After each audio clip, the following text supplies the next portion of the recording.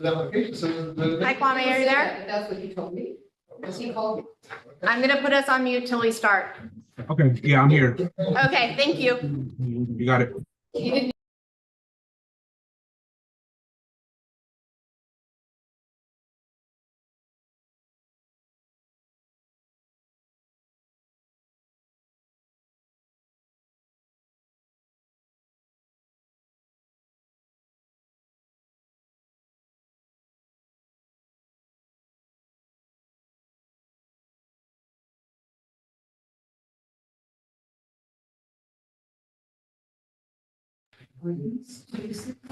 Thank you. I guess. No, I'm gonna read it.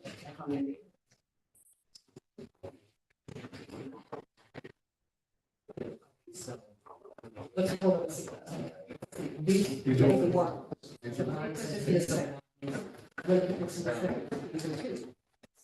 Okay, good evening. It is 6:32 on Thursday, June 20th, and I'm calling this Laws and Rules meeting to order. I just would like to make mention to please wait for you to be called on by the chair if you would like to speak. It gets really difficult to hear people on Zoom when people are speaking over each other.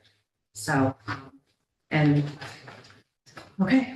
I'm Michelle Hirsch, Alderwoman Hirsch, and in attendance, Alderman Remy Scott Childress, Alderwoman Sarah Casey, Alderwoman Terrell Mickens, Alderman Bob Dennison, Corporation Counsel Barbara Grace Holler, and Alderman Michael Tierney. Okay. First thing on the agenda is a zoning amendment petition for 21 Bluestone Court. we actually can do it now. Copy of the agenda. Yeah. So is anyone here to speak on this? Or Sarah, wasn't there something from the district court, wasn't there a decision from the planning board? Well, yeah, my understanding, Michelle wants to too, was that the planning board tabled, actually, the final resolution was they tabled it. That, there. Yeah, so they had tabled the resolution, and then I spoke to Sue Cahill the next day, and she said that it was going to go to the planning board. It didn't need to go to the council because it was going to go to the planning board based on the recommendation from the county. But no rezoning is necessary at this point in time. First, the subdivision approval needs to be, it needs to go before the planning board again for a subdivision approval. right, And then the next time we would see what would come out of that. okay. Right. Does that seem? Michelle, do you want me to say a couple words just real quickly? Did I hear it right? Okay, Right, yes, Sue Cahill, our Director of Planning, please go ahead, thank you. Please correct Okay, so just in a quick nutshell, the project will be able to move forward as a large lot development as a walkable neighborhood plan under the new form-based code because it does abut a small parcel that is along Lucas Avenue, which is already currently designated as a T3N transect. And so they're going to use that T3N designation to dictate their walkable neighborhood plan. And they will be going before the planning board with a subdivision and a plan for that type of a development that will include all of the required elements of a walkable neighborhood plan, one being that they'll be required to have at a minimum of 2 different building types, and they'll have to follow our new street design standards. So that will be going just before the planning board, and they will be retracting, I believe, or withdrawing their rezoning application. At this point, we tried to reach the applicants before the meeting tonight and have that done, but they are out of town on vacation. So we do plan that will be formalized probably next week when they'll withdraw that rezoning application. Okay, thank you very much, Susan. So we'll just put this aside for tonight. Thank you, Suzanne. You're welcome. Okay, is Kit here? Kit Potter? We have the public Can you art hear me? policy. Can you hear me? Yay, you hear me? yes, you're there. Thank you. Okay, so you are, second on the agenda, the public art policy. Kit Potter. Okay, thank you. I'd like to introduce to you our amazing consultant who has been with us since October, Jennifer McGregor, and she will be presenting our public art policy and municipal art plan tonight. Thank you, Kit. And did they share screen because she has a PowerPoint? Good, good. Can you folks see the screen? Half of the screen. Okay, no, that's a little weird. How about Yeah, good. if I'm going to put it in slideshow mode, so you should be able to see it now. Is that good? Oh, yeah. And you can hear me? Yeah. Terrific. So first of all, thank you for the opportunity to present the municipal public art policy for the city of Kingston.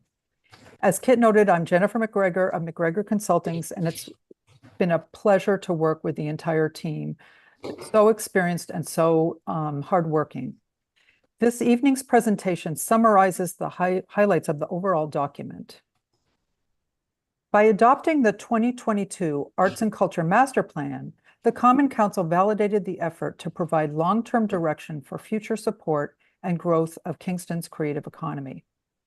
So the municipal public art policy presents a new opportunity for the Common Council to continue to advance arts and culture, making Kingston a compelling place to live and visit. The municipal art policy is a roadmap to present art in all its forms on city property and to steward the municipal art collection. It's a living document to be updated as the procedures are implemented and tested. And these are the sections that comprise the plan we'll be discussing. The policy foremost embraces a broad and inclusive definition of public art that encompasses many forms, including visual, performing, literary, new media, as well as historic artifacts and cultural interpretation, all presented on city property. It outlines a way for the city to strengthen the arts and culture sector with its growing creative economy. It also opens opportunities for artists, fabricators, and other collaborators while expanding art throughout the city. The existing artwork on city property is in the municipal art collection. The policy provides detailed guidelines to manage the collection and create an inventory. Sorry. The policy positions arts as integral to the city's overall responsibilities, and it outlines the relationship among city departments and an expanded role for arts and cultural affairs. This diagram outlines the project sign-off process. So a project, whether it's restoring an artwork, accepting a temporary loan, or commissioning new art, will start with the Arts and Cultural Affairs that will vet the project with the relevant city departments and field any questions. If it's a new artwork, an art selection panel will be formed. Otherwise, it will go directly to the Public Art Committee that will continue to vet the project. When they're satisfied, they'll send it to the Kingston Art Commission to review, and finally to the mayor for the final approval. A Public Art Committee will be formed as a subcommittee of the Kingston Art Commission. It will include 2 Kingston Art Commission members, 3 members of the public with relevant experience who are selected through an open application and interview process similar to the other commissions, 2 representatives of city departments, the Kingston Council liaison to the Kingston Art Commission, the Department of Arts and Cultural Affairs director. These members will all be appointed by the mayor. Because so much of the artwork that exists is in City Hall, a City Hall Art Committee will be a subcommittee of the Public Art Committee. Its members will include the city clerk, director of Arts and Cultural Affairs, members of the Public Art Committee, and relevant departments. The group will evaluate locations of the existing permanent and temporary art in City Hall, review new proposals with input from the relevant departments. Oh, sorry. going a little too fast here. A preliminary resource development plan expands the capacity for arts and cultural affairs as a permanent municipal department with new responsibilities. Resources to support this commitment will include allocation of city funds, plus working with the Office of Grants Management to secure government and private funds. The policy makes the case to apply for support from sources that might be new to the city in the areas of arts, culture, and preservation. Section 4 outlines an equitable and collaborative process to select artists with department and community involvement at every step. It details practices to support artists to create their best work. It starts with developing a project plan, then selecting artists through a process that involves a call for artists and artist selection panel. Implementing the project starts with a contract, goes through design, development, and review, fabrication and installation, and finally, the celebration of the new artwork.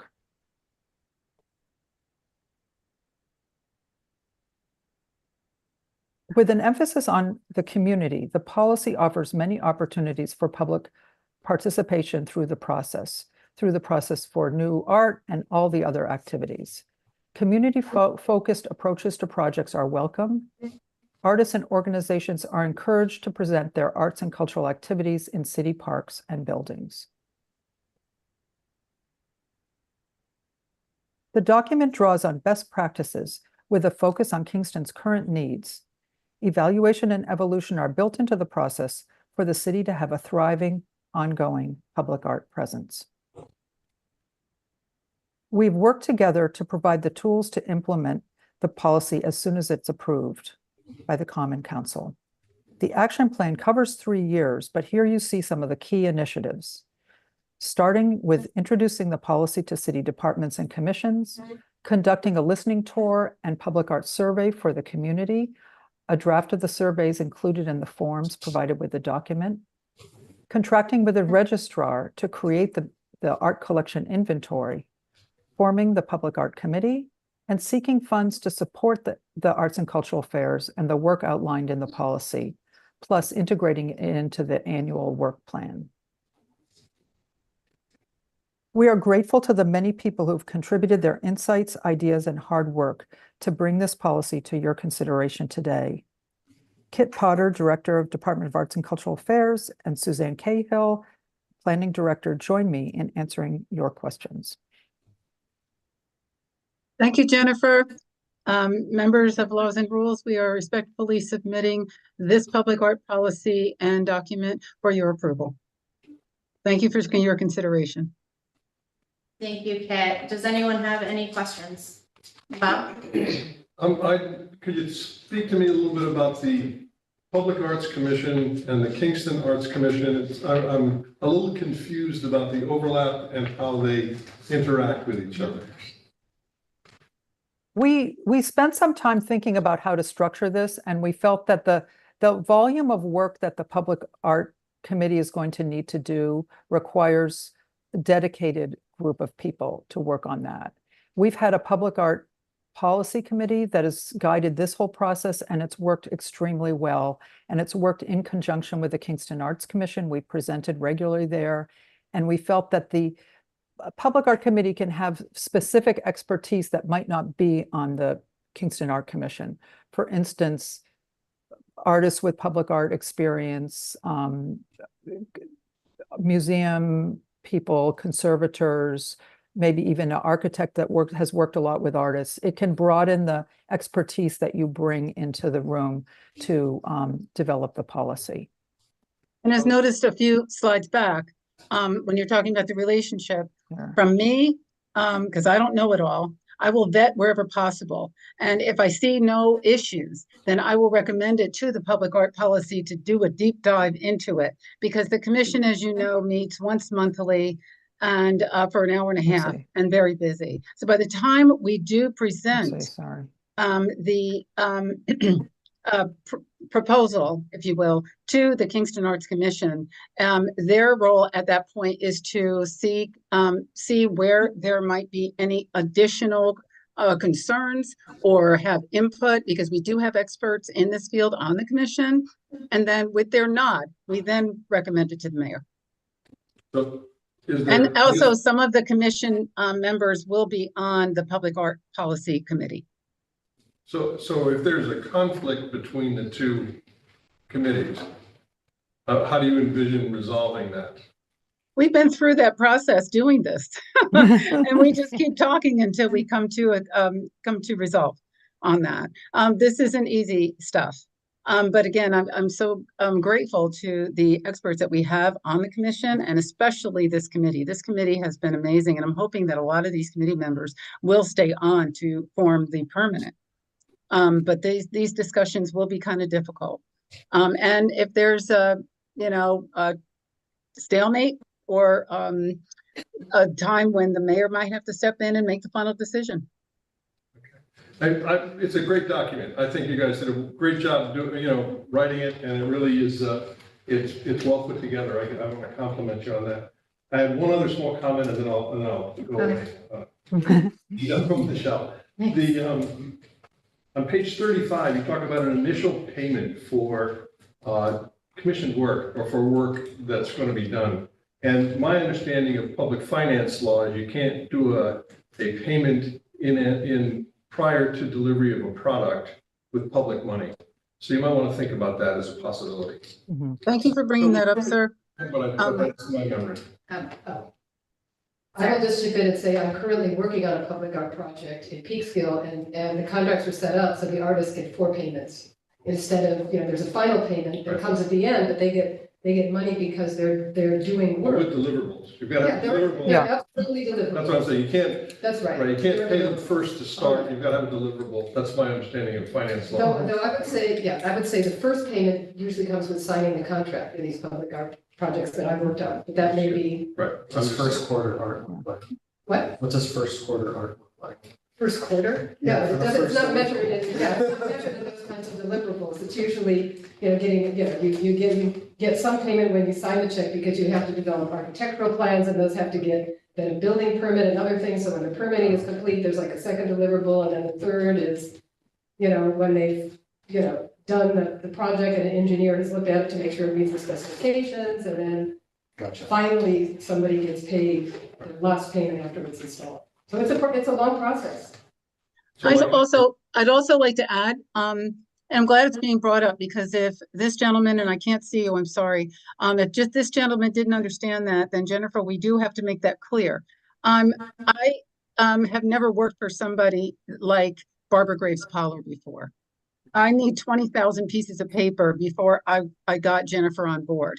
And then we had a schedule B, and then we had a schedule C, and another schedule, and made sure that not a penny was given to Jennifer without the proven documents. The template that we provide, John Toohey and Barbara Graves Pollard should be commended highly for structuring our work with consultants. Thank you. Brenny was next. Great, thank you. So I'm wondering, I see that the Public Art Committee would kind of be under or parallel to the KAC. What would be your role in the PAC as a director? Are you sitting in their meetings, or are you just going to be getting reports from them? Can you just elucidate that a bit more? I'm going to be providing, galvanizing, getting information, whatever is needed so that we can move the process along to give a yay or nay. But again, I would do all the work necessary, as much work as possible before it goes to the committee to make sure that it's a viable project. So, it's my role to make sure that if the committee's getting it, then it's something that they can cut their teeth on. Great. And then when I'm sitting in, again, any questions, anything they're asking me to take back, because I meet with the mayor every 2 weeks. So if there's questions back and forth that we have with the mayor or other key stakeholders in the community, I'm that glue. I think also the committee's meant to be a team that can help you with this too, right? It isn't just, they're not, it's really seen as kind of a working group. They're not going to just be a sign-off group, but they're going to be really, really out there and engaged. That would be the hope. Great, Great. Can you give us an example of when the city has commissioned a new artwork so we can understand what the process has been before? Has the city of Kingston commissioned the artwork? Or if Jennifer can give an example of the cities that she's worked with that have commissioned or new artwork. I'm not understanding your question, Rennie. I'm asking, before now, has the city of Kingston commissioned a new artwork? And if so, what was that process? How was that different from what's being suggested here? Well, I can't say never because during this process, a RFP for new art for the post office park was issued. That was a learning process while we were developing this policy. But as Ruthann Devitt Frank has spearheaded that, she would be one to talk about how that's going because that's still in process. Mm-hmm. But prior to that, we're not aware of, I mean, there may have been something a long time ago, but there wasn't another process. So this is sort of creating a process. Great. One last question. I just want to clarify, this is about public art that the city of Kingston is involved with. It would not have anything to do with private artworks, particularly say the murals that O Positive commissions on Right. private property. That is correct. This is only municipal, city sites, on city sites, city owned or on loan. For example, the work in progress also, a lot of this came to us before we were, as we were working. So, we had a lot of examples to follow that are also becoming the final, and that is the coming of the Sojourner Truth statue, Sophia, the first step to freedom. We were working with SUNY New Paltz starting the last year on this. So we had to work with the SUNY New Paltz cabinet and Dorsky on creating the loan agreement that will work for both sides. And we're still working on that. So as Jennifer said before, this will be also an ever evolving policy that we'll have to come back to. We may have to come back to you. We may just have to work with Corporation Counsel. I'm not sure where we're going to go until we get there. Yeah, but I think that's an important point, that this provides members of the community the opportunity to a pathway to do something on city property. So that while that may have happened in the past, and the Sojourner Truth sculpture is really a great test for that, and has helped us in developing the policy. Great, thanks. That's all. Just for the city alone, we're not dealing with private. Yeah. Michael, do you still have a question? Yep. So you listed the Public Art Committee and the Art Selection Panel. Are those the same bodies or are those separate? The Art Selection Panel will be a separate group, and How is that going to be formed? so that will include, and that is, that's in the policy. It will include a representative of the department that's responsible for the project. It will include members of the public. It will include an artist or a member of the Arts Commission. So it will have representation. It's almost like an ad hoc committee that's just formed for that particular project. Okay. So it's the stakeholders, the people that are, let's say, it's a particular park. It's the people that are really involved in that park that are the ones that are picking the artwork for the park. And the surrounding community. And the surrounding community. So. And the experts involved, see, it goes by project, sir. And the Public Art Committee, along with the suggestions from the mayor, along with suggestions from the Kingston Arts Commission, including me, will determine what that selection committee looks like. We'll go to Ruthann. We'll go to, anybody that has any bearing on this or that project. The most important thing is that there's representation from the public, from the residents. It just seems like the more diverse selection we can have for representation on our public art process, the better. Yeah, and that's another way of bringing more people into the process. Not everybody wants to be serving on a committee that's meeting constantly. A public art committee is something that's kind of ad hoc, and the details for that are on page 32, by the way. 8:32. All right, thank you. I do have some more questions, if that's okay. So in your collection catalog, which is extremely extensive, a lot of them are listed as in rather dire need of restoration. Are we going to see a capital plan for that through this public art policy for their repairs, or what's the status of restoration? The first step will be to assess every piece of art that we think we own. Because right now there are, well, first of all, there's the work progress administration collection, the 10 pieces, one piece is missing, there's supposed to be 11.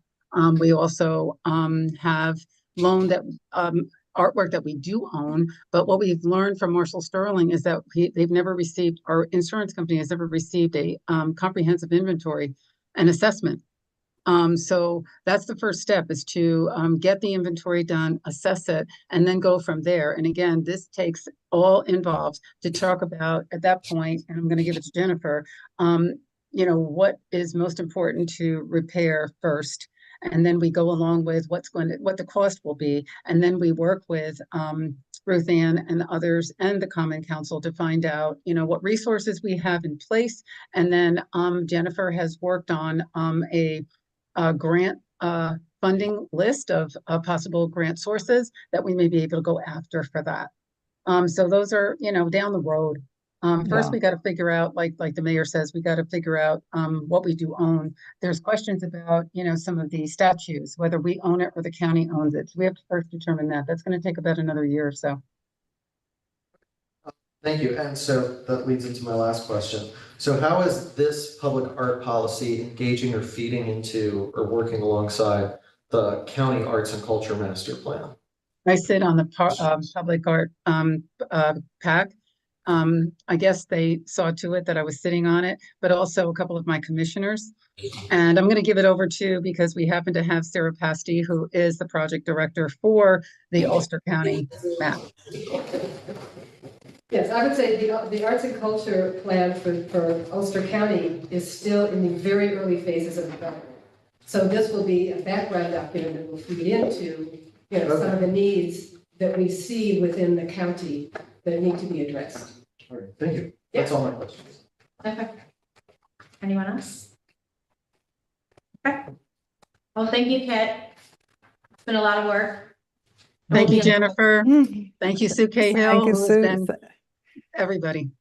Thank you, And thank you, Sarah. all the Thank you. members of the Common Council who sat with me, because a lot of you sat with me while we were developing this to give me feedback. So, thank you too. Thank you for helping us and guiding us as well. And yet, please keep asking these sometimes difficult but very important questions. Yeah, I just wrote. So I move that we adopt the master plan as presented. Well, second.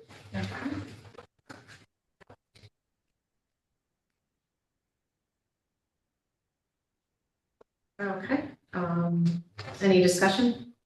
I just want to thank the Public Art Policy Committee, because there are a lot of people who worked regularly on that, who did a really great job. In addition to consultants, it was a really great team effort. So I just want to. And in addition to the Kingston Arts Commission, every single member. It's a great working group with lots of issues raised and addressed, and it's a good process. I was pleased to witness it and be part of it when we did.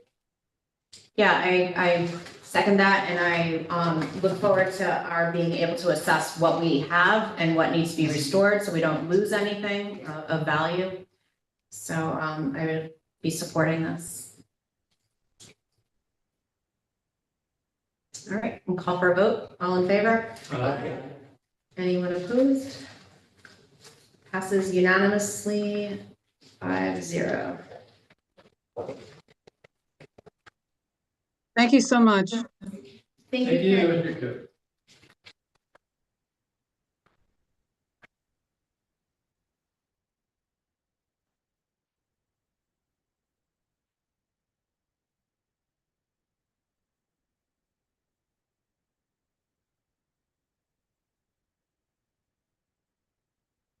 All right, next on the agenda is project labor agreements, PLAs, Alderman Dennison. Okay, thank you. I sent everybody this, and I'm sure you read it with There's a typo on page 7. in case you didn't, just in case you didn't. This is really an issue to get on the agenda so that it will become old business. I don't expect to vote on this tonight, because I have not yet prepared a resolution. But I will be proposing a resolution to require a due diligence study for all capital projects with a contract value greater than $1 million in labor costs. Could be a higher contract, but $1 million in labor costs. And that will, a due diligence study with an eye toward whether we should have a project labor agreement or a community labor agreement, some places it's called. I've personally had very good experience with PLAs. We are experiencing that on Deep Stadium. You know, PLAs are a tool that keeps the project on time and reduces the cost. We also had a good experience with it on Ward Street Bridge, which had a PLA on it. I've used it in my prior career on Tappan Zee Bridge and on Chimney Point Bridge. They're really an effective tool. Some of the things that people are worried about, any contractor can sign on to a PLA. It is really an agreement between the contractor, the owner, and labor unions to make sure that there's labor peace, to make sure that you're not bound by the Wicks law, which is a huge issue for facilities. I can get into that, but Next it time. might get boring. It keeps the project on track. They have no strike agreements in it. There's lots of reasons that a PLA is useful for public work. It also causes the workforce generally to be local because they have to go many times local unions to get staff. So you don't have people, carpetbaggers coming in and doing work without local people. So I just wanted to give everybody a heads up. I hope to have it ready for the next committee meeting or one after. And I think it will help us save money. And the other benefit is that the funders that we use, the FHWA, the DOT, all those people allow project labor agreements. They're accepted, they're encouraged. So it won't cause us any heartburn when we start to use it on the projects that we fund outside of our resources. You know, I think it's a good way to assure local labor, it's a good way to keep our projects on time, and it's a good way to keep the cost reasonable. So. I have a question. Can I go first? Who will do the feasibility study? Due diligence, yeah. There's a series of consultants in the world that do that work. Okay, The guy that did Beach Stadium was a guy named Ed Arrace, who is a local guy. He did the one he's done a couple that I've seen. I've seen other contractors, consultants from larger firms also do due diligence studies. It's really a function of, you know, the correct consultant to do a due diligence study has to have connections into the construction industry that are deep so that they can find out what's going on with the unions and, you know, things like that. Another benefit is that if a union contract is about to expire, it gets you out of that because you have your own agreement. The public labor agreement covers that. So you don't have to worry about strikes, you don't have to worry about an agreement, you know, running out. But, so Ed Arrace did the one for Dietz. There are other guys, other people too. okay. Thank you. And there's a cost. I mean, not, Yeah. but it's not crazy. It's not crazy expensive because it's a relatively small study. So you go first. I have a question too. Carol. So how does it interact with the PAL? How does It it is a interact, Yeah, go ahead. how does it interact with like MWBE requirements? It or- doesn't affect them. I mean, the MWBE and the DBE requirements are many times addressed in a PLA. You know, this is, you know, how you can get your, they call it drag along, how you can meet your requirements that the owner has for participation by minority and women and disadvantaged. Right, You it know, just seems like- that depends on your funding source, as you know. Yeah. So no, it covers them and it enables them and it also, I've seen it help WNMB contractors in that it gives them a segue into a union, which is a good thing. So it's, Can you speak in real words? oh, sorry. We're talking about minority business enterprises and women's business enterprises and disadvantaged business enterprises. And if it's federal money, it's DBE. If it's state money, it's women's or minority business organizations. And typically, in our contracts, we do have a percentage that we would like the contractor to provide for that group of contractors. And so the idea is to, encourage that industry and to encourage that sector of our construction industry. One of the fears is that if you go in the PLA, you can lock out contractors, but my experience is that you don't. And if you're worried about it, you can include that in the PLA. The percentage of, Yeah. Oh, you can include, Oh, yeah. because it seems to me that if you're going local, Yeah. that, and you're looking for local labor for the most part, that say for a city like the city of Kingston, Right. you'd have to widen that net Right. in order to attract. And so And- you're saying that there's a way it could be written in? It could be written in, but you're gonna write it in with a proviso that they have to make a good faith effort to fulfill those requirements.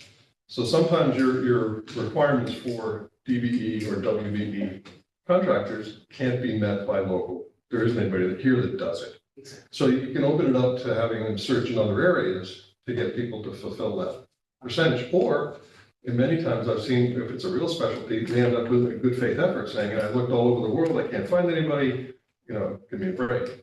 But it has to be documented, it has to be serious, it has to be a real pursuit.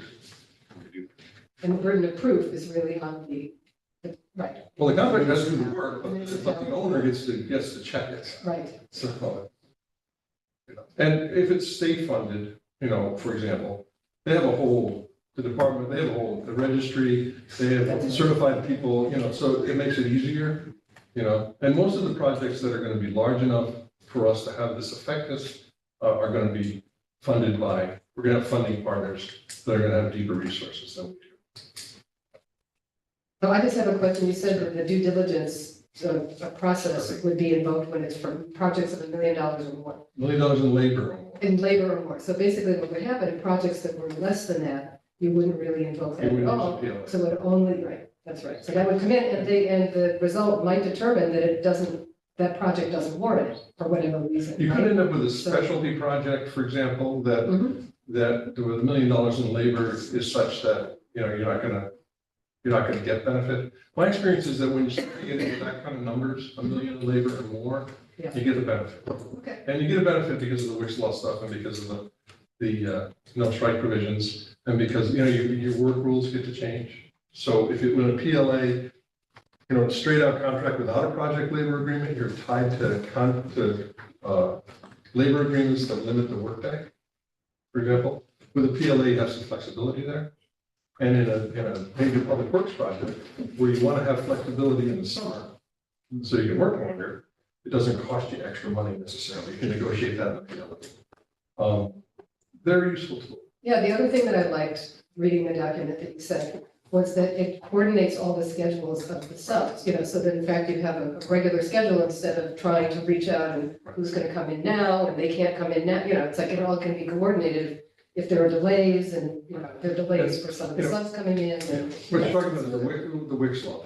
Yeah. Wix, who was a state senator from Kingston, by the way. Wow, okay. Had put in place a law that requires separate agreements for each profession. Each trade, yeah. So you have a separate electrical agreement, a separate plumbing agreement, a separate. So traditionally with Wix law projects, one of the places where you can get in trouble is that the plumber is late and the electrician says, plumber's late, sorry. Whereas with a PLA, you eliminate the Wix law problem and it's, you can't, no finger. He's late, so sorry, gonna cost you 6 months, So we don't. So there's coordination, which is. Overall project coordination can be accomplished through the PLA and save us money and time. Thank you for your work. Okay, So when can we expect something back? Well, I hope to have a draft of it by next committee meeting. Okay. And we'll see where it goes from there. And, it'll be, relatively straightforward. Okay. Because we won't be on time. Okay. Waiting with bated breath. Okay. Next on the agenda, item number 4 is the ceasefire memorializing resolution by Alderwoman Mickens. I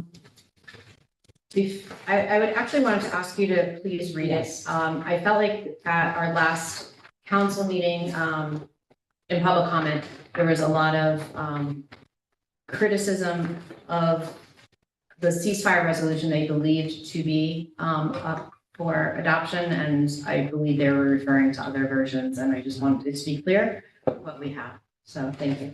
Okay, so if you would all bear with me.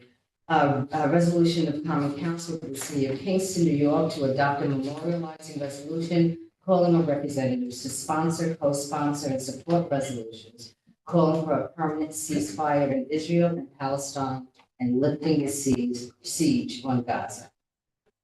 Whereas the City of Kingston is united against all forms of violence and recognizes that all life is precious. And whereas the City of Kingston condemns all forms of racism, including but not limited to anti-Semitism and anti-Arab racism, Islamophobia, fascism, white supremacy, anti-indigeneity, and xenophobia throughout the world. And whereas the City of Kingston aspires to be a safe and welcoming community and is committed to promoting peace, unity, and respect for all residents and community members.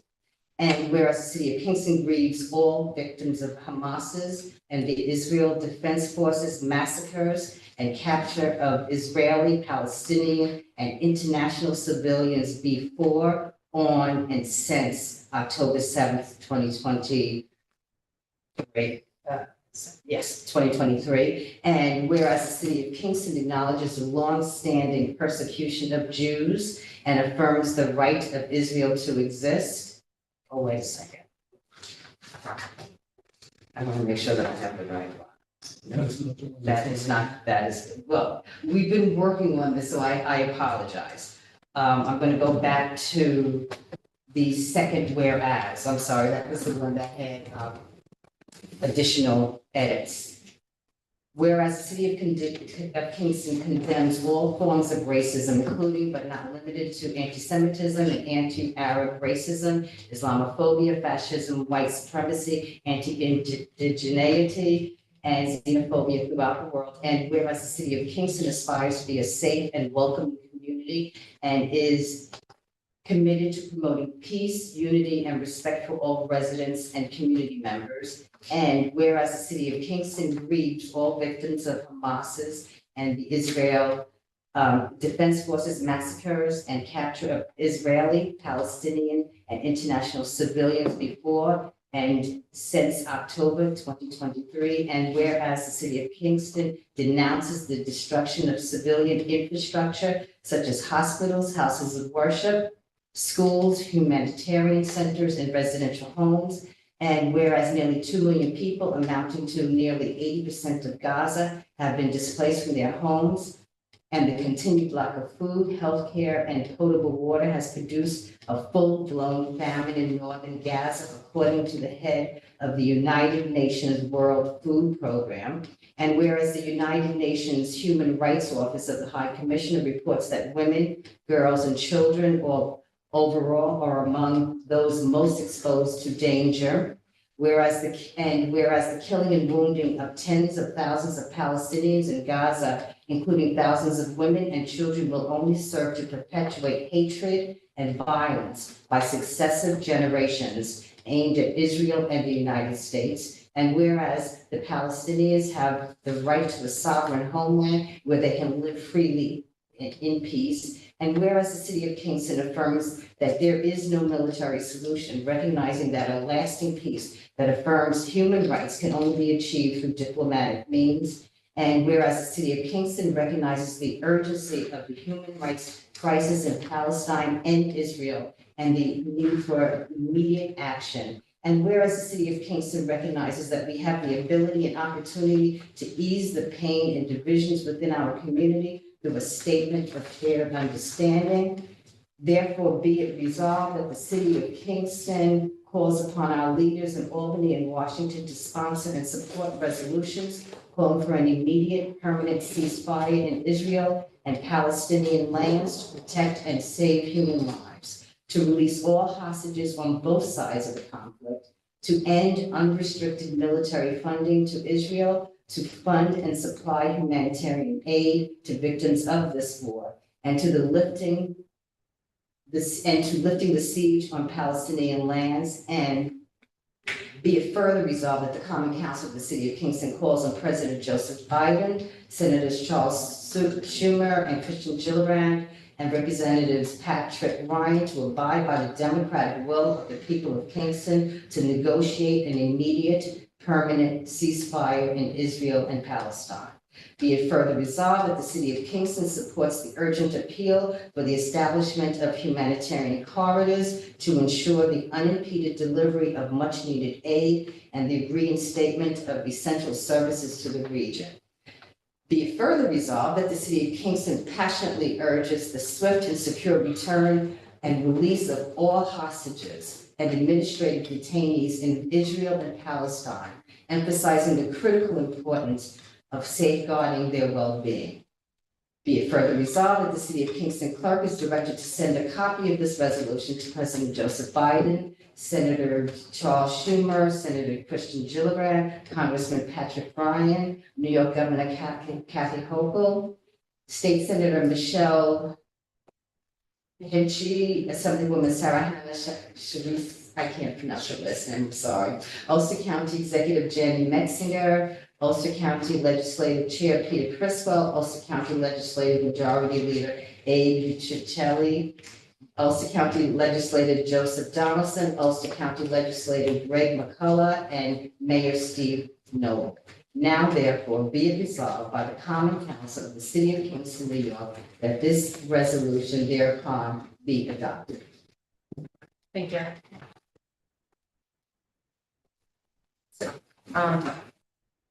Is there anything you want to say about this, or? Well, yeah, I wrote a statement, let me just. Yeah, I just want, Or you she's like presenting, still presenting it. I had asked her to read it and then like have her to present whatever she's gonna present, so. So with this resolution, the council has taken the step, the opportunity to be on the right side of history. We have heard from our constituents who month after month have eloquently voiced their positions. We have heard from Jews and Gentiles, Asian, Black, red, white, and blonde, young people and our elders who have asked that this council reflect their will and issue a memorializing ceasefire resolution. The resolution we have crafted is, I believe, fair and is balanced on facts. In issuing this resolution, our small city adds our own voice to that of 153 other countries, over 100 different municipalities, and countless organizations, including Human Rights Watch, Amnesty International, Oxfam, Doctors Without Borders, as well as many faith-based such as Rabbis for Peace and labor unions, all calling for a ceasefire. Now, critics may argue that by issuing a ceasefire resolution, the city is setting the stage for acts against our Jewish citizenry.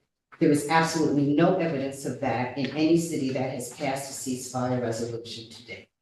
Critics will also argue that by passing this resolution calling for both sides to lay down arms, we are somehow suggesting that Israel does not have the right to defend itself. Israel has defended itself. It has the means and the infrastructure in place to do so. But what is the calculus? How many Palestinians for each Jewish person captured and or killed? This war has created thousands of orphans, widows, widowers, and childrenless parents. It will give birth to a deeply radicalized people who for generations will not only look to eradicate each other, but will likewise hold your children, your grandchildren, and my own as responsible because America helped fund the loss of their mothers, fathers, sisters, brothers, uncles and aunts, friends, communities, and neighborhoods. This is why we should all be concerned, and why at the very least we can pass this memorializing resolution. Critics may also argue that this is none of the business of the Common Council. It will accomplish nothing. Imagine had Americans through their common councils issued memorializing resolutions when we knew of the atrocities visited upon European Jews. If the situation were reversed, if it were the Palestinians that were attacked on October 7th, and proceeded to kill and maim thousands of Jews in their homes and refugee camps, denied them food and medical care. This would be the same memorializing ceasefire resolution, and I believe our city would likewise be compelled to issue it. Further, critics may argue that foreign policy is outside the purview of any city councils and that municipalities' policymaking can have no bearing on global issues. But cities have regularly and increasingly taken upon themselves the work of international relations and diplomacy, setting precedents for passing resolutions against other conflicts, such as apartheid, disinvestment policies based on corporate practices, international sister city programs of bidding to host global sporting events, collaborating to tackle global social issues, including climate change. Just last Sunday, the city of Kingston hosted a contingent of foreign leaders from 24 countries to learn more about Kingston's sustainability efforts. So if we are to consider ourselves global citizens, does that not give us permission, indeed the responsibility, to communicate our wish for a ceasefire with our state and federal government leaders? This resolution will not satisfy all of our constituents. Some may feel its very issuance is an indictment. Some may feel it doesn't go far enough, but it is issued with grace, charity, and in the hope. Thank you. Can I get a motion for discussion?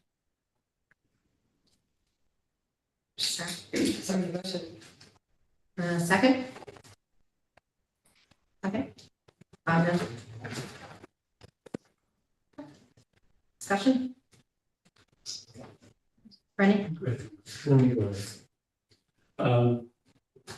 I find that the resolution as written does not fulfill the admirable concept that all residents and community members will be represented by it. My concern is that it leaves out a significant proportion of our population and that it doesn't bring this issue back to our city. I think that anything that we talk about has to be conceptualized very much within the context of what it means for us as a community here. And I think all of us do want a ceasefire, but we want to express that in a way that doesn't leave out people, and we don't have to leave out people. We've heard from a number of people in town that this particular resolution, a resolution that only lays out the actions of one side, does not adequately address the issue as a whole. And so given that, I move that we adopt the substitute amendment that I have shared with council members earlier today. I have copies here, people will look at it, or I can also read it out loud.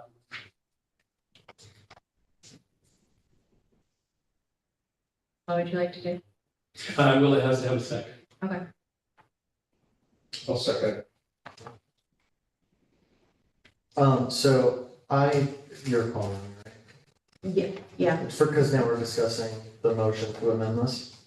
So I read this last minute amendment that the public has not had the chance to look at or examine versus the resolution as drafted by all of us through hours of deliberation, compromise, and communication.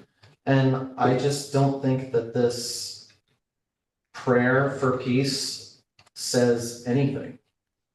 I don't think it, I don't think it values human life. I think it actually really delegitimizes the feelings that have been felt on both sides of this issue.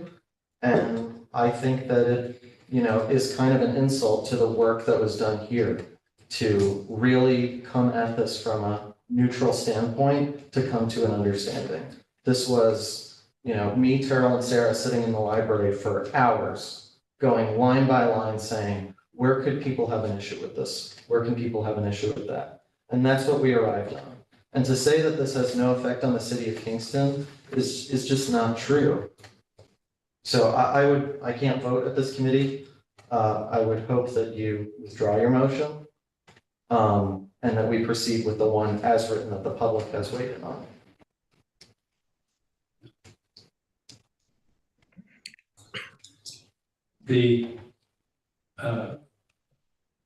I understand that you worked on it. I also asked you to make changes early on. You asked me the day before it was due. No, I asked you. No. Michael, please don't argue. I respectfully listen to you. I expect a return. Yeah. I asked quite a while ago that it be altered so that it reflected much more balance. And that was not entertained. So if I So could, then we met on Monday night to further discuss it. That's 4 days ago, right? It was clear that there was no interest on your part and Carol's part to alter it. That meant that I felt that because that one is specifically about the actions of one side and not the other, it's a political document that does not address the feelings of all the members of the community. So what I've done, and working with other members of the council, just like you did, what I've done is to create something here that refrains from casting blame. We could get into how one side started this, one side started that. It's a tremendously complex issue. And what we're trying to do here with this is recognize that a lot of people in Kingston have been hurt. Some of them have been hurt extremely personally on both sides. You know, Mr. Schneider, his sister and brother-in-law were murdered by Hamas on the 7th of October. His niece and her 2 children are still being held hostage. We've heard people in council chambers talk about their family members who've died on the other side in Gaza. But if we don't hold ourselves out as an option, if we take sides, we are no better than either side in that conflict. We, I believe, have to hold on to the necessity of community and to hold ourselves in community and have this kind of hard discussion. So I understand that you worked a lot on it. That doesn't mean that has to be the final document. And I appreciate that. However, this is part of the process. We are looking at the best way to arrive at an agreement about the need for peace in the world, particularly in this region, but to bring it back home so that we understand how it is we want to work with each other going forward. so you never asked me to help you work on this. I did. No, you said that you would call me and then you never did. But irregardless, regarding this document, yes, it's accurate. So regarding this document, you can deny it, but that's okay. So you didn't consult me on this one. Did you consult Terrell, who also wrote this? I shared it, Sarah shared it with Terrell. Yes, So you didn't consult you Terrell. did not. Drew, were you consulted on this?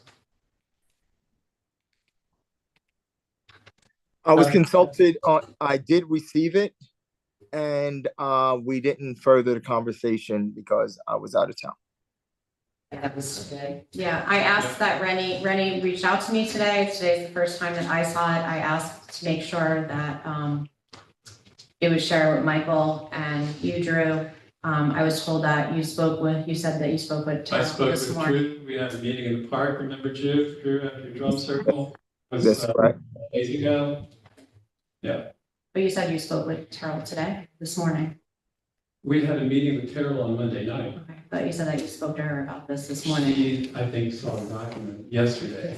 Sarah sent I it to said her. that was in, yes, Yeah. that was in there yesterday. So Okay. since Monday night, we met with 2 members here. It was clear that they were not going to engage in any of the aspects that I hope would be in it. Well, let me say one other thing, that when this document was submitted on May 27th, prior to that, you and I had a conversation, actually the group had a conversation, and we incorporated several of your edits. Not here. And, right, and then we all met, and it was getting late in the day such that we could not submit it. It would have to have been pushed back another month for the July meeting, rather the August meeting actually at this point. And so we submitted it as was agreed by this group, and that you had a chance to look at. And we incorporated some of Bob Dennison's comments as well. And I think we went out of our way to make sure that we, in your words, that it would be a unified document that we would come across as a unified council. You were very interested in that being the case about a week ago. That it was very important to you that we all agree that this was a document we were going to sign on to. And so I'm not really sure what happened between last week and this week, other than the fact that you and I and Michael had a meeting and we maintained our position. You changed yours.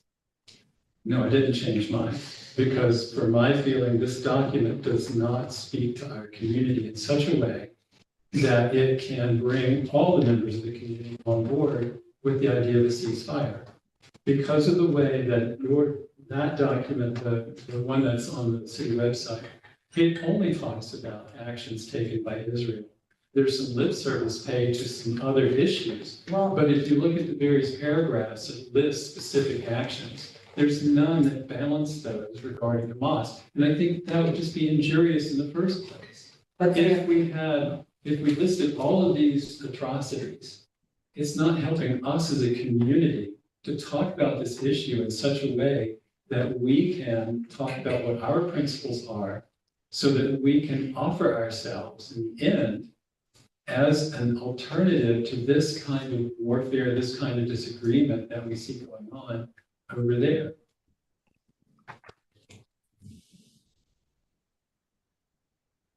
I really disagree with that.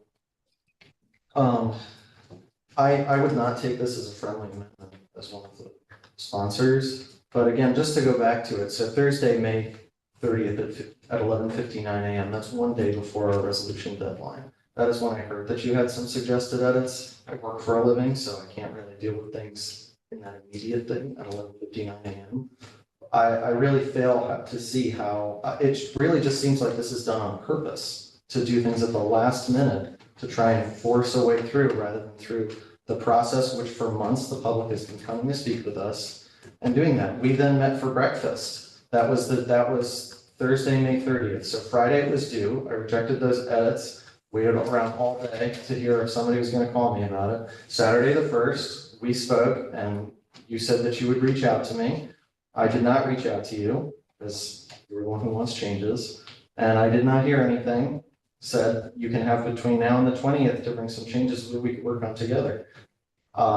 Friday, I'm only invited by Terrell, not by the majority leader, to a meeting to discuss potential changes. And then the changes that you originally put are no longer good enough. Like, it just seems like it's really on purpose to try and delay this. Because again, the public has not heard your changes. And how can we, in good faith, make these changes without the public hearing about it? The public read about it. Oh, I was gonna say, should we read it? Oh, go ahead.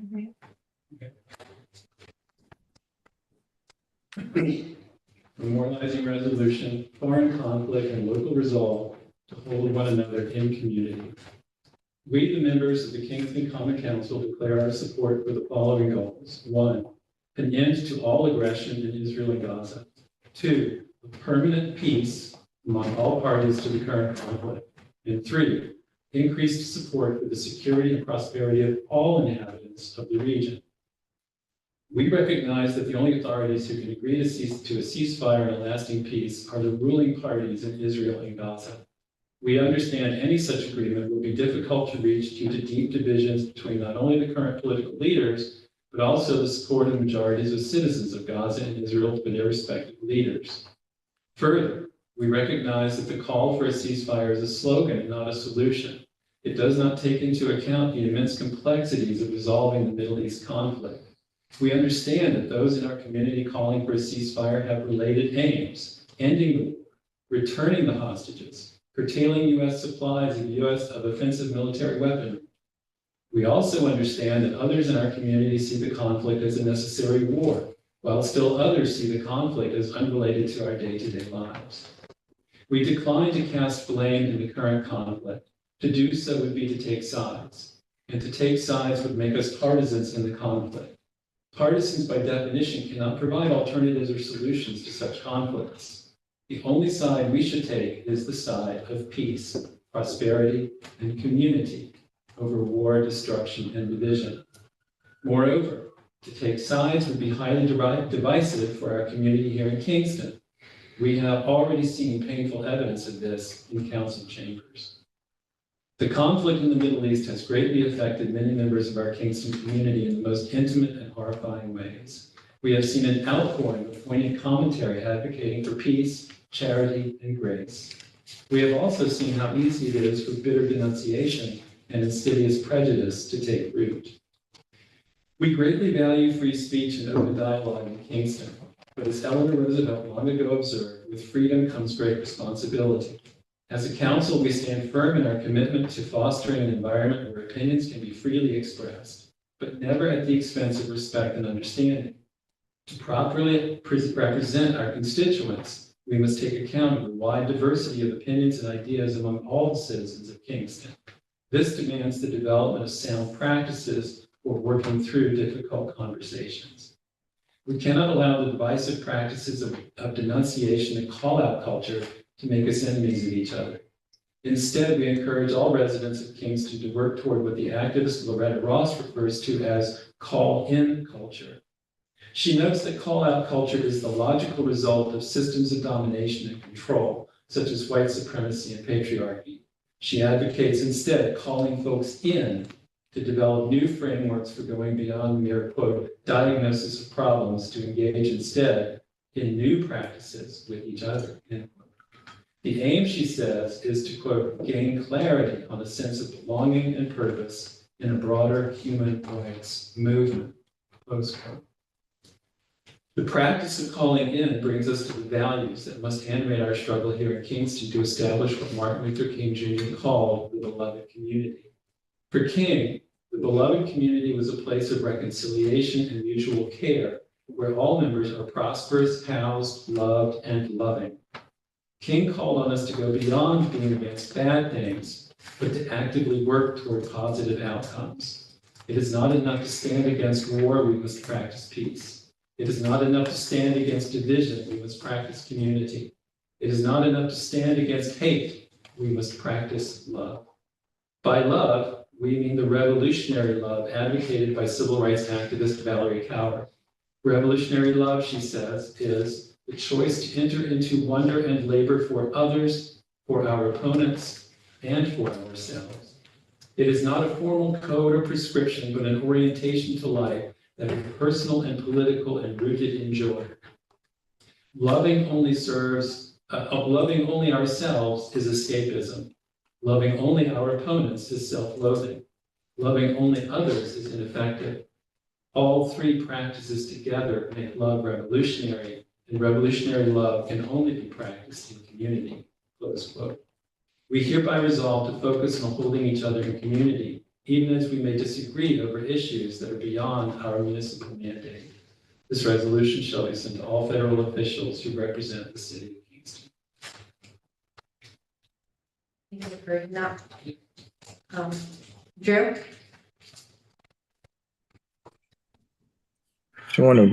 I want to read something I wrote. Over many months, we have heard an overwhelming number of our constituents implore us to support a ceasefire, while some constituents would like us to remain quiet. My question is, how do we remain quiet when over 1 million people have been displaced and so many women and children have been killed? I understand the situation is nuanced and complex, and the facts still remain. Are we for women and children being killed, displaced, and starved? Or can we speak against these human rights atrocities without being accused of being anti-Semitic? To me, the matter boils down to simple morality and a stand for humanity. I support a resolution that seeks to protect the innocent lives being lost in this conflict between Israel and Palestine. The devastation, especially among women and children and civilians, is heartbreaking and unacceptable. I would hope that we, as a Common Council, can stand united against all forms of violence, because life is too precious. The senseless killing and destruction have caused immense suffering and has to stop. This resolution calls for our national leaders to support an immediate and permanent ceasefire. It calls for providing humanitarian aid and to ensure the release of all hostages on both sides. We must establish humanitarian corridors to deliver essential aid to women and children. Let us stand together in love and solidarity, advocating for peace and justice in part through this ceasefire resolution. Let's stand together to save lives. Thank you. Thank you, Drew. Ready? So I don't think that these two resolutions are tremendously far apart in the request to our federal officials in terms of doing everything they possibly can to reduce the harm, the devastation, the terrors that are going on between Israel and Gaza, going on in Gaza right now. The difference has to do with how we think about its effect on our community. And my belief is that the prior one will leave a significant number of members of our community feeling very bad. That's why, as we've gone through this, as I've reflected, as I've talked to my constituents, I've gone out and talked to many households, we've heard people here in the Common Council, we've had a number of community meetings lately, and this, I believe, is not the way the original resolution is worded does not accurately reflect our community sensibility. That's why I'm in favor of something that's much more about the values that we hold, that we can build on to create an even greater sense of community, even as we see the destruction going on in other parts of the world. I think Bob was before you, Michael. No, Okay, Michael, and then Tara. So I'm particularly struck of this letter that you're quoting Dr. King when the phrase, the quote of Dr. King's that comes to mind when people like you and me quote him is letter from a Birmingham jail, which I will now read, which says, I have almost reached the regrettable conclusion that the Negro's great stumbling block in his stride towards freedom is not the white citizens counselor or the Ku Klux Klaner, but the white moderate who is more devoted to order than to justice, who prefers a negative peace, which is the absence of tension, to a positive peace, which is the presence of justice. That is exactly what this letter does. It is the absence of tension. You are just trying to say, what can we do? You know, both sides, when that is just an insult to, in my opinion, the work that has been done by this council to form a thoughtful ceasefire resolution that is reflective of the needs of every member of our community. I would also add that, Rennie, there was a part in your statement that you referred to people feeling bad. Well, that's why they're trying to ban books now, because it makes people feel bad. Sometimes you have to feel bad in order to be moved to see what's going on around you. It's not just a ceasefire benefits both sides. We're asking both sides to put to lay down their arms and they can figure it out. But at this point, what we do know is that the infrastructure is being totally annihilated. I mean, I would say this about Israel, were it the case. But what this resolution attempts to point out, in which you find not reflective of everyone's feelings, are the facts. 2 million people have not been displaced from their homes in Israel. If that were the case, that would be here. They don't suffer from a lack of food, healthcare, and potable water. They are not in the throes of a full-blown famine. Those are the facts. And I'm sorry that doesn't make people feel very good, but if this were Israel, again, if the situation were completely reversed, and we were talking about Israel under siege, this resolution would remain the same, because it is asking for both sides to just lay down their arms. And I don't understand how anybody could have a problem with that. And I'm sorry that people's feelings are hurt. I can explain it. Well, I think to say that people's feelings are hurt is diminishing what this resolution gets at. So I agree, all of those things are facts. They're incomplete. They do not lay out the entire situation.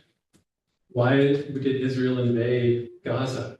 It doesn't say anything about the terrors. It doesn't say anything about the terrors that Hamas committed. It doesn't say anything about the fact of Hamas breaking the ceasefire. It doesn't talk about the previous period when Israel left Gaza. It doesn't talk about the history of the conflict between the two sides. And so I get that there's a very powerful significance in this moment, that we all disagree to a great extent with what the Israeli government is doing. But it's not, that to say that then does not in the document, it creates a one-sided picture of what's going on. And that's my concern. It leaves out a lot of people. And to your point, Michael, what Dr. King was talking about is precisely what Loretta Ross talks about. They're talking about difficult conversations, very powerful problems, because one of the things that King was talking about in that same letter is reconciliation. Reconciliation means having the hard discussions, calling people in to say, look, we really strongly disagree about what's going on in Israel, between Israel and Gaza. How can we have the conversation here so that we recognize our differences of opinion while we work toward a greater understanding among ourselves so that we can provide possibilities for a different way of being that are antithetical to the war and destruction that are going on. Michael? So this resolution is asking for a change to U.S. foreign policy. It is the policy of the United States government that Hamas is a terrorist organization.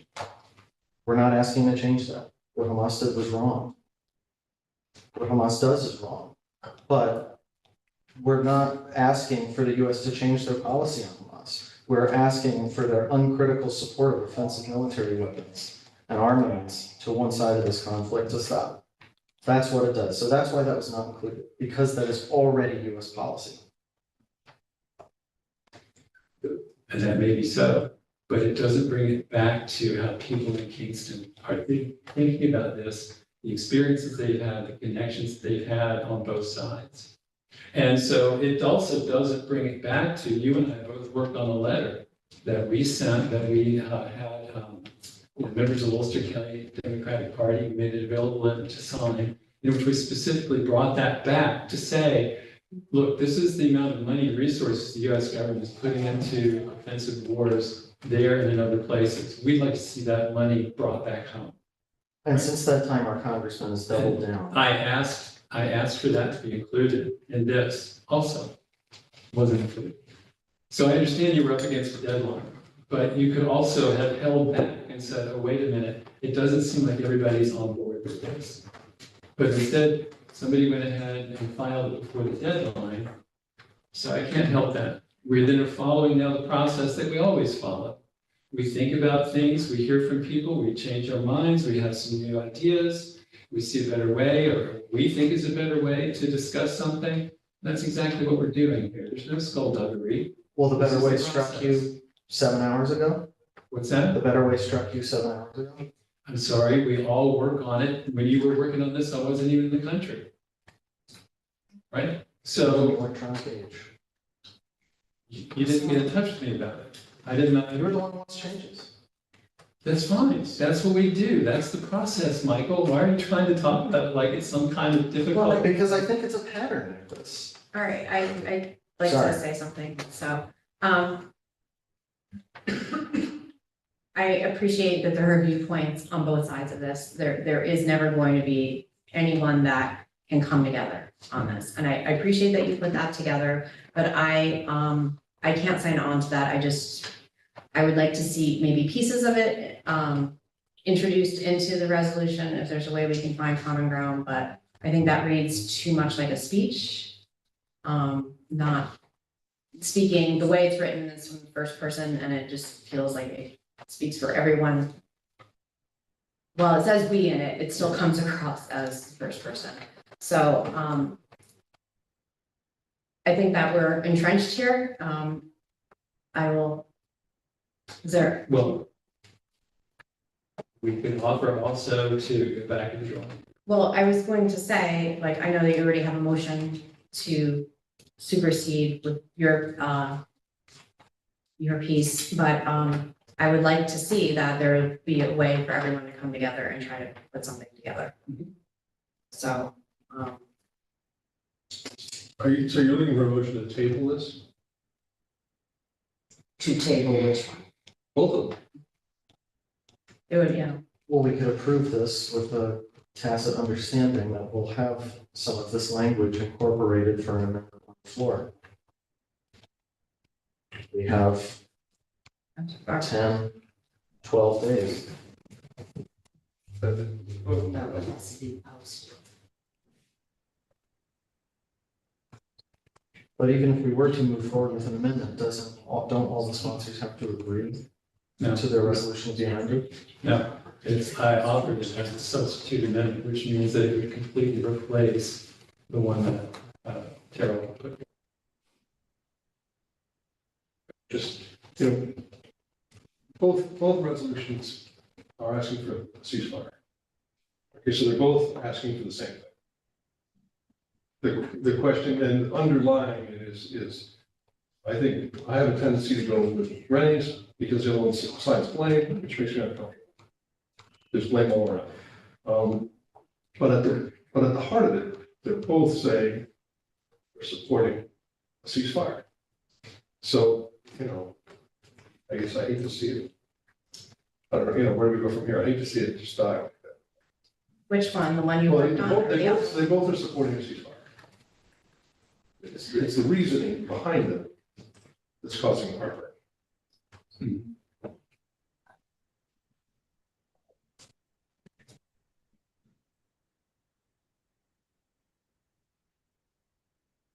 Tara? I see Rennie's replacement as a wonderful sermon. And one that I would gladly listen to in advance, because it's not even in the form of a resolution. And I want to see, because there will always be something else. We've been at this for months now. The last resolution that was offered was back in January. Yeah. So between January and now, we've listened to our constituents. I've been personally affected. I get both sides. To say that this doesn't speak to the entire picture is to say that we haven't gone back 2,000 years. This part of the world biblically have been at each other's throat. So I can only address what is currently going on. I can only, we've said here that Hamas was, because of Hamas's involvement, we've identified both parties. And what we have said here is just based on fact. It's, again, were this the case in Israel, if Israel had, had been devastated in the same way that Hamas has, if Israelis were starving, if Israelis were having operations without the benefit of anesthesia, then this would be, a different document. But these are the facts. As written by me, as written by the UN General Council, as written by, this is not Hamas, this is not coming from Hamas, this is not coming from any other source. It's coming from what we would have to agree is a reputable source. Absolutely. But if, as you say, the tables were turned, I would have the same opinion as what I've expressed here, as what is expressed in the substitute amendment. The point isn't who's doing the most amount of destruction, who's the worst evil. The point is, how do we as a community respond in the face of that kind of evil? Right? So what we're talking about here is actually trying to find some kind of common ground where all of us could agree. I'd be happy to do that Okay. if we had longer time. So we all agree, and as Bob said, both documents are calling for a ceasefire. So what if we just said, we're calling as Common Council of the City of Kingston, New York, calling for a ceasefire? We do not have any other language. I'd be fine with that. I'd be fine with that.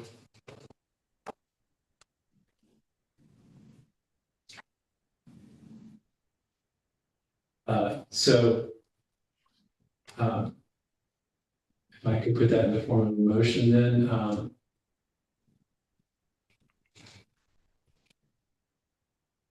I move that the Common Council of Kingston calls for a permanent ceasefire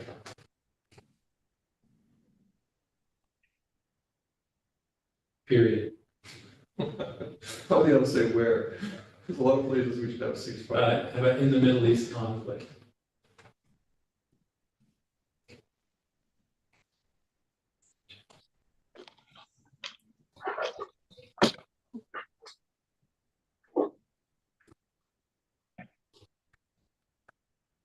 Is that motion? So that's language, is that the motion? That's, yeah. Okay. I'll second that.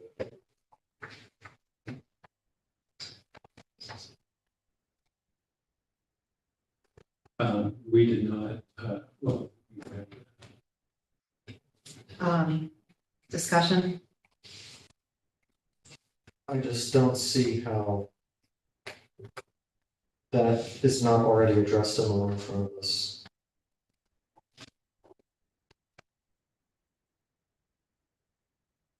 It just seems like the goalpost keeps moving.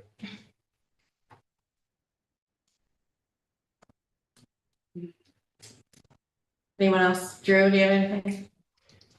At this point, this is where we're at. I feel we need to move, either we need to move the original resolution forward and edit it later, or just make a motion to move this. This is what I feel the people have been calling for. I feel we need to do something today to move this forward. Permanent ceasefire.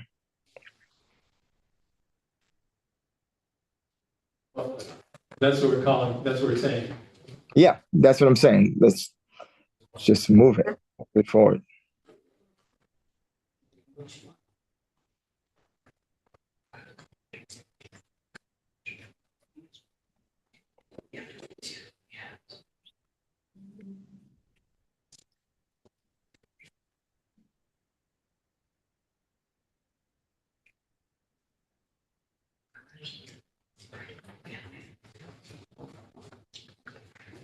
All right, can I just have that language again? We, the members of the Kingston Common Council, call for a permanent ceasefire. In the Middle East. Where? In the Middle East conflict. Where? Maybe you could say in the Middle East, you could say between, Israel and Hamas, Israel and the Palestinians. Okay. What is, that was the subject of the motion? What was the language of the motion that was seconded? The Common Council of City of Kingston calls for ceasefire, permanent ceasefire in the Middle East. Are you revising that language? Or you're just, Yes. Right. The Common Council of the City of Kingston is calling for a permanent ceasefire between Israel and Hamas in the Middle East, and Palestine in the Middle East.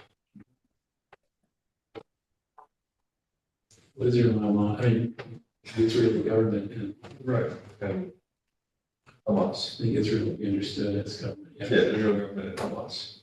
wait. Hamas? Mhm. Yeah. That's the governing authority in Gaza, right? So any ceasefire has to be between the two governing authority. But they're not recognized. So Shots. there's ceasefire in Israel and Palestine and lifting the siege on Gaza. Palestine is the place. Hamas is the governing authority. Well, and so is Israel. Right, so the Israeli government and Hamas. So you're asking for the government. The permanent Oh, ceasefire as opposed to. between the Israeli government and Hamas in Palestine. Yes, no, Yeah, So essentially what this statement is doing is sort of getting, getting rid of all of the reasons why there should be a ceasefire, yeah. right? Because. Context, yes. Right, no, but I mean, but the reasons, also those reasons keep changing and shifting. In terms of, yeah, I mean, so in other words, this is just making a statement without saying, Anything. No, it's taking. no, it's, no, Right, it's not taking a saying. side. A stand. it's taking a stand, but not taking a side. So, I don't know. I think it would still be best to incorporate some of the substitute into the original resolution on the floor. Can we go back and edit that later? Yeah, we can do that. Right now you have 3 resolutions. I know, I'm getting. There's one on the floor. Okay. There's one on the floor, because there was the amendment. They got a second, and it was for the discussion, so you need to make a decision on that before you go on to the other. Because otherwise, there's simply no order to your. You're saying this one or going back to Rennie's? You guys, the last one that was we'll say the one sentence. The one that, yeah. The one sentence is on the floor. Yep. You have to make a determination as to the one sentence before you go to anything else that's on the floor. Okay, great. All right, so we're saying the common, the members of the we've said a couple different things. Yeah, we the members of the common. We, the council. members of the common council, call for a permanent ceasefire Between in the Middle East or between. the Israeli government and Hamas.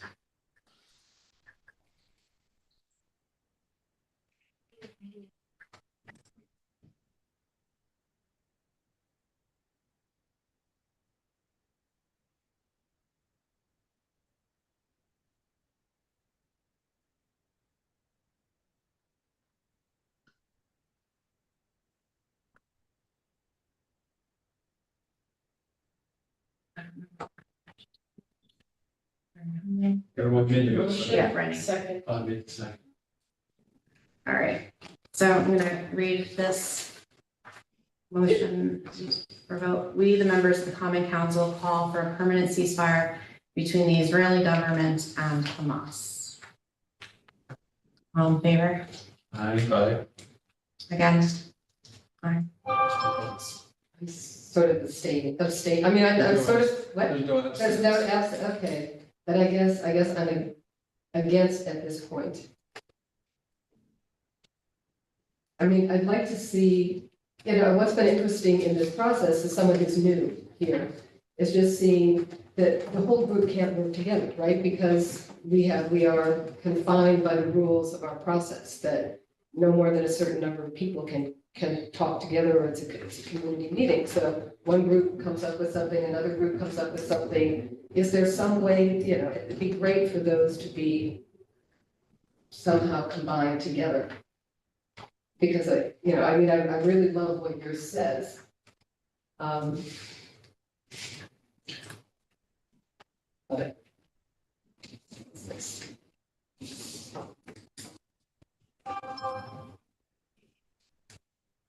and yet I'm not certain about leaving out I'm not certain about any kind of contextual information around this sentence. Or if that's the proper sentence, could it say, we join other communities across the country, just somehow bringing some kind of context into this sentence.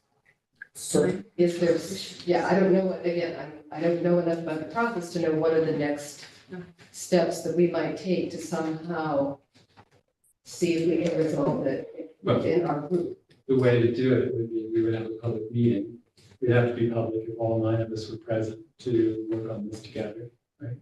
Or we can do the round robin like you're talking about, so that we pay attention to requirements of open meetings law. So, I'm happy to work on something that would be more robust. But this is a compromise, at least for the moment. I mean, the other thing is we pass this and then we talk about having further discussion to reach a better one that everybody can agree to. Michael? So, well, what are we discussing now? That motion failed. Are we now on? But not, it didn't fail, it goes to the common council. This is only advisory. Okay, so what do you have committees? So are we now, so what will be on the floor? Will this be on the floor? Will this be on the floor? Well, we actually didn't. We didn't go, we vote still on have this, to go so- back. Okay, I think there are, so now that I have no idea what we're discussing, so I think there is things from your changes that can be incorporated into the resolution as drafted. And I think that that's something that we can come to between now and when we get on the floor to incorporate those changes. I think they both need to be tabled and then that. Right, because we need to present something to, Amend the something has to floor. be posted before we actually. I know. Well, this would be, so one possibility would be we've had, this one goes to the floor and gets voted on. In the meantime, we see if we can come up with, if we can put together something that all of us agree to, and then we can substitute that on the floor at the meeting. I'm confused, what would be voted on, which, So right now, what would be voted on likely would be this one sentence one. Okay, That's the one. Despite this failing one. instantly. Committees are only advisory. I guess, It could be 5-0 against something, it still goes to the council. Oh. Yeah. So, when something is moved and seconded, that's crucial. Right. So what I'm saying is, in the meantime, we could meet in whatever way is possible. So I believe we could meet, we would have to give a certain amount of, if we wanted to meet, in a large number of us all together, we could either do it at a committee meeting that's coming up, or we could do it, I think with enough public notice, we could say we're going to meet next time, next date to discuss this. Yeah, I don't know what the requirement is. I think, I think it's 24 hours oh, really? as practicable, to the extent practical. Okay, all right. So one thing I would say is, we go over and above to make sure that we post things, appropriately, or even on the website, but I don't think that you guys should feel like that notice requirement is a weapon used to stop you from making peaceful progress. I have to check our rules, I'm not sure about.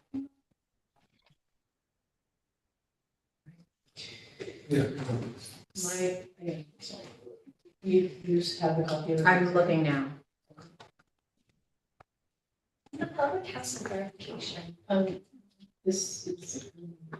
The one sentence that y'all came up with on the spot right now is going to be voted on the common council, but the resolution that multiple people here I don't have an answer yet, so I don't, can't be voted. Yeah, Please, that's yeah, my understanding correct. yeah, our rule is that we can't discuss, so the public. So.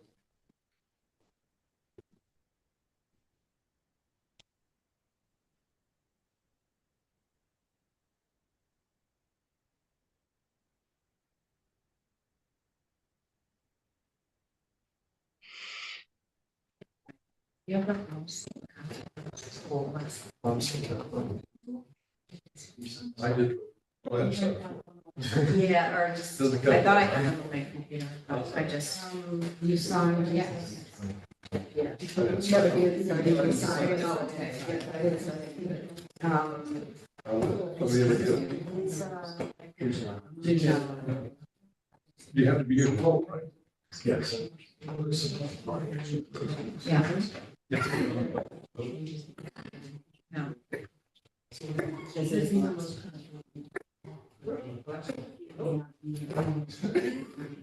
Hey. I signed it anyway.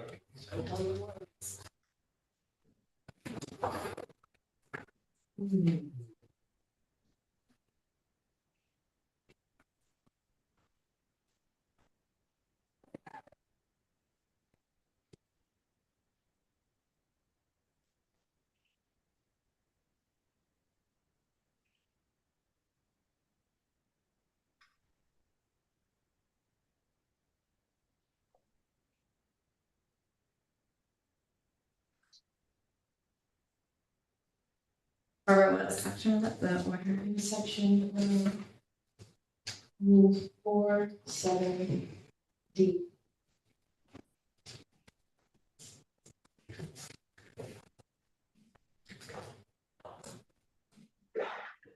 The report shall be read except upon request of the majority of the committee members so stated in the report, in which case they shall be read after the communications as provided in the order of business as set forth in. I don't understand. I don't understand. Yeah. So what that means is, for those who were,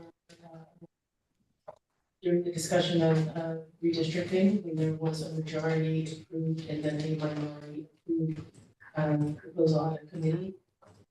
I think the resolution of that was that going forward, there would only be a majority approved from the other committee. And that's into When was that? after redistricting. The question about codifying region. That didn't happen. So then this does not advance to the. That's not an answer. We have a majority one.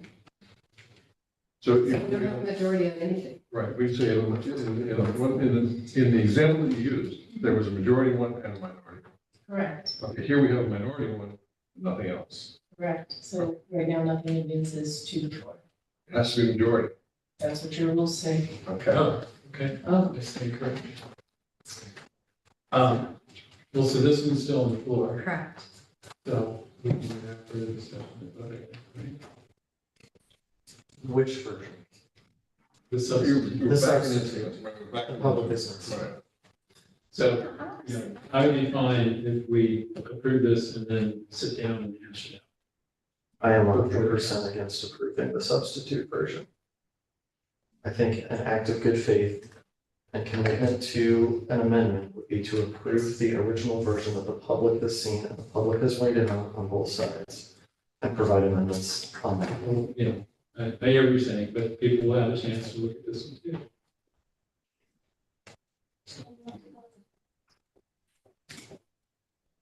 I think then we shouldn't approve any of them. Cool, so we could table it. Is that what you're saying? Well, you have a motion and second for your version. So it's, you all know what you want to do. I'm fine with. You already, sorry, you guys already took a vote on Reddy's substitute. On the one, we didn't take a motion on vote on Did this this in a one. second. On the original Yeah. substitute. That's why it's getting really We confusing. can only vote on the one line. That was motion by Sarah, and seconded by Paul. Ready. Yeah. I think so. So, well, that's the choice. Do we want to vote on this or we can agree to put it off? And then meet over the next month and hash something out. So I would once again reiterate that I think a commitment to good faith and to the version that the public has seen and weighed in on is to reject or withdraw the motion to substitute and approve this version that the public has weighed in on and commit to making changes to it that are incorporated from your substitution. The goalpost just whizzes by. Absolutely agree with that. But I hear what you're saying, except that this is the process. We often make changes in committee meetings. We Yeah. often are revising things. Usually it's the This is part of consensus the of the process. sponsors. This is part of the process. Well, but Lenny, if you have the opportunity to incorporate some of your changes, then why would you not be comfortable with using this as a placeholder, as it were? Right. And knowing that the public has seen it, and has had the opportunity, and then we get to work in a timely fashion so that we can get something done as soon as possible. We can do it just the other way around too, because I think that for my money, there is some part of this that's recoverable. But I think by far and away, the substitute expresses much more the concept that we need to be working towards of having difficult conversations and expressing our values through this issue, as opposed to speaking specifically to the politics involved in that. The substitute isn't even in a resolution format. Doesn't It's have to written be. like a lecture. Doesn't have to be. I can put whereas in front of every paragraph if you want here for at the end. There's nothing that says that a resolution has to be in that. But I think it speaks to the commitment that it isn't even in the correct format. There's not a correct. I think, well, based off of 90% of the resolutions that this council has passed, which is how we came up with this format, there is a format. It's just not codified in the rules. But I think that this, like, it's just hard to feel like anything is being done in good faith. We're all trying to move forward to do this, but you just keep moving backwards. I don't see what you mean by moving backwards. We followed a process. I spoke with you all several times over the last several weeks. I spoke with other members of the committee, other members of the council. This is the process. You go back and forth. You think it through, you hear, right? And That's the again- process. And again, it was 2 weeks ago that you were looking at the resolution, and you said that it was very important that we unify, that we present as a unified body, that it would be a unanimous decision. That's what you were going for, and you gave me your edits at that time. They were incorporated. Yeah, well, no, not in this, because, he had an issue with it, and we're up against time now. And like Michael says, it's like, it just seems like, and now that's a problem, and now this is a problem, and so we keep getting pushed back further and further. I don't. We're caught in the weeds. I'm sorry? We're caught in the weeds. We all agree that we should pass a resolution that asks for a permanent ceasefire in the Middle East. We all agree to that. Right now, all nine of us can say that we agree to that. And so the discussion we're having here is in the weeds about, whether it is science plain, whether it, is in the form of a resolution, whether this is all, in the weeds, in the details. At the point of it is, we think that there should be a permanent ceasefire in the Middle East. We all agree with that. Which is why I'm an advocate for the short one. If we wanted to add to that over the next 2 weeks, fine. But there's a statement in using either of them as the base from which to negotiate, is what we're talking about. So the reason I'm reticent to be in favor of the simple one is that if we want to make changes to that could quickly spiral out of control. We have this one that's already in the format that could very easily be modified, that we have the context of. So we could go like we did, over a month ago, line by line about what people have an issue with or what needs to be added from the substitute. I think yes, this is following the process, but it's not really following the spirit of the process. I'm also really frustrated. From January to July, we've been fooling around with this that really, at the end of the day, doesn't affect city business. And, we're wasting a lot of time and energy. It's an important issue. I think we should make a statement. I think there should be a permanent ceasefire, no doubt about it. But we have city work to do. And so I'm frustrated. All right. But Yeah, right, I'm Yeah, gonna so we call, seem to be sort of going back and forth between these two versions. I think I might be willing to go for a more simple version with things being added in, understanding that there are things, to, you know, some context to be added in. But I have to, Bringing it back Yes, to, go ahead. I'm sorry. I know there's a lot of going back and forth, but if in good faith, we're going to amend it anyway, I have to agree with Michael. The public has seen this version. Why can't we push it through and commit in good faith, as he stated, to come back to the table? We can have, I'm hoping that we can have some type of special meeting or something that we can do to come back to the table, but let's do what the public already have seen and possibly can support. Why is that not possible? Why are you going for the simpler version, the one-liner, when we have when we have a resolution on the table? all right, I'm gonna call for a motion to table Rennie's version. I motion at the table. Second. Vote. To table. Okay, I don't know what that means. This is the motion, current motion is to pass your amendment. Yes, And I'm making a motion to table your amendment. and what would be the action after that? Either table the first, the Original. original resolution or pass it.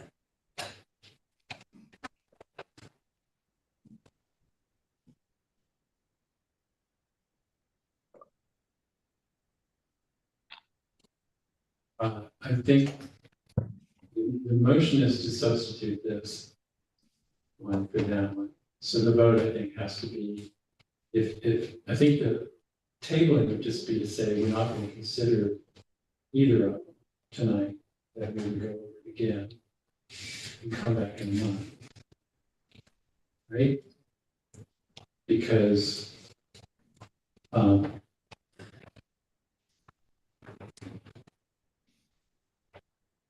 because I don't think we can go back to the previous one without voting on this. I think that this excessive tabling is procedurally problematic. Okay. Both were tabled. Both could be tabled.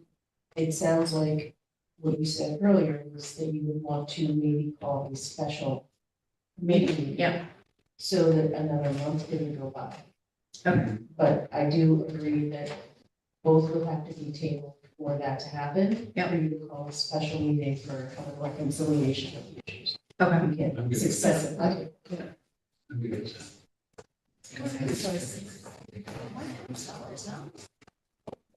All right. Can we do, well, as a mode, I are we haven't made the discussing motion the yet. motion? I haven't made the motion. Well, I don't think we don't need a motion to table something. Yeah, we do. So where we were was there was an outstanding motion that was seconded on your substitution. Mhm. I don't think there has been a vote. Correct. So if what you're doing, if you want to take a vote on that, then there can be a new motion to table both, subject to calling of a special committee meeting. Okay. And then everyone can vote on that. Right, and what would be the timing of that schedule? That's up to your chair. But yeah, And how far in advance of the council meeting would it need to be in order for there to be a?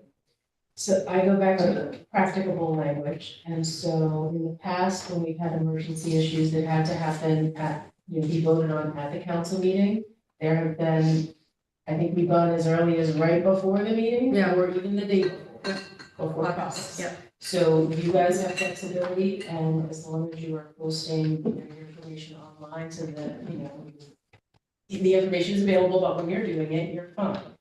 Or you could do it day after tomorrow, if you want. But I'd say anywhere between the day after tomorrow to the day before your vote. That's your time frame. It's up to your chair. Right now, though, it's not on the agenda. Sorry, That one failed. Which. The one-liner failed, so it doesn't progress. These other two were in limbo. If they're tabled, is there anything on the agenda? What I'm saying is table So we have a special meeting prior to July's common council meeting. So that we So the would, presumption being that the special meeting would generate a report that would get it on the agenda. Get it on the Correct. agenda. This is not going to automatically be on the agenda. Correct. correct. Oh, yeah, we can do that, but she's saying up until very late in the process. So we need a motion basically to have a special meeting. Well, first we need to have a vote on your Substitution. substitution. That it was Okay, motion by Sarah Pasty, seconded by Bob Dennison. So it's a motion to, Can we discuss once more since we've had some roundabout way? So now the motion on the table is your substitution versus this resolution as drafted. Just the first part of that. You vote on one, ideally you're voting on one thing at a time. So there was on the table a motion to substitute. Yeah, so it's essentially saying one will go forward. No, it's and the not. other won't. No, it's not. It's But you're saying, saying the word substitution. hold on, hold on. It's, Rennie made a motion, and it got a second, but there's no vote. And so the fact is, there would be, again, where you were in the beginning, and then someone could introduce a motion to table what was presented originally. Obviously, the other one, was discussed, but did not pass. And then we would have a special meeting called sometime between 48 hours from now and 48 hours before your vote. And you would reconvene to do whatever you deem appropriate as a body. And then if a majority of the committee votes to recommend whatever comes out of that meeting, that will advance to the agenda. I understand there's a question about whether or not something was already on. In terms of the practicable, you're fine. So but my question is, so the motion on its floor right now is to substitute Rennie's substitution with the resolution as presented by our communications deadline to the public assembly. So if and when we schedule that special meeting, the template we will be working off of is the substitution and not the original. Not necessarily, you bring, it's all on the table. You're obviously starting with whatever, you've worked on, and then any other thoughts that anyone brings into the meeting. Obviously, if you all coalesce and you decide between now and the special meeting that you all want to vote to recommend what's here now, then that's what would advance. But I gather from tonight's conversation that probably won't be the case. And so you guys are gonna come with whatever ideas you have, either to add, subtract, whatever you want, to come up with something that you can agree on by a majority to advance to a vote. Just to me seems like if we advance with the motion to substitute, it will be perceived that that is the. Well, everyone who wants to see the conversation, it's being live streamed, it will go up on the city's website. In terms of perception, people can even read a transcript of everything we're saying now. So I think that this is a public meeting. So there's no question about exactly what you guys are grappling with and how you're trying to come to accord. So I wouldn't be concerned in terms of a transparency perspective, because anybody who wants to hear about this, here's me talking right now, and here's you talking right now. So I think it's all fine. I'm still not in favor of the substitution. So we should take a vote. yeah. All in favor of the substitution? Right. I have one question still, if we put this, I guess it's for you too, if we put this forward, there could still be amendments and edits made yeah, that's to what it. If we put that one forward. So in other words, no matter which one we put forward, there's still gonna be edits, that can be made. It's gonna be a mistake. and we don't even have to have a form of either one, we can start from scratch. I mean, what the Declaration of Independence in 3 days. There are probably 2 years that went into making those 3 days. How many of them could read? So, All right, so so I'm, we're taking the vote. all right, so all in favor? Aye. Of what? Of the substitution. Substitution, vote on Rennie's version of ceasefire resolution. All in favor? 3. Against? Wait, What just happened? Rennie's version, the public hasn't It's seen. going in and out here. So did you guys vote in Rennie's version? Yes. But that Yes. was the understanding Yes. that there are going to be amendments made. To Rennie's. So why version. couldn't you just vote in the original? No. Indicating that a new one will be drafted. A new one will be drafted. That was not the motion. Yeah, Right. The Wait. motion is coming. I move that we hold a special meeting of the Laws and Rules Committee and any members who want to join us in order to discuss the final version of a ceasefire resolution for the Kingston Common Council. I would request that you add Hold using on. either versions. A motion Using both to- versions. for a Using both versions. I don't need to say that. Keep whizzing the goalpost by. Keep making it complicated. laws. No. You're calling for another meeting, talking about complicating things, talking about wasting government time. And We're talking about having a good conversation so that we can find a way to something that. There's been a lot of good conversations. there really is. Yeah, but there haven't been enough. 6 months. There haven't Well, been enough. you're the one who keeps saying they're not just. Order.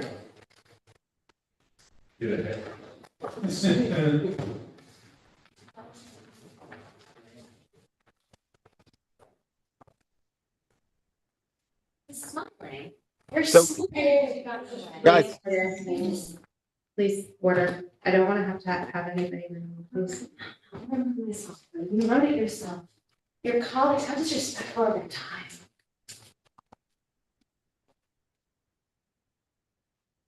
Michelle, Yeah, I want to ask a question. sure, Drew.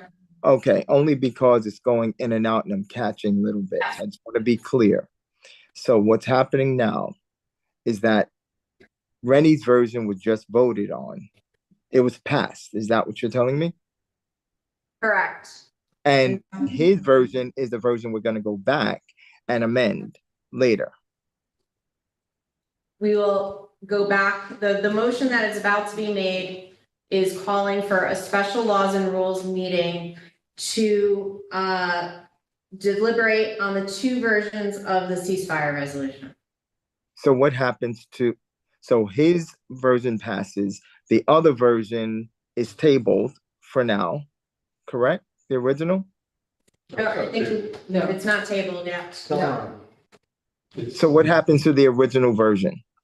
Technically, it's gone, but the point is that we're gonna have a meeting to try to bring all the different components together so that we can create something that hopefully all of us will agree to in the end.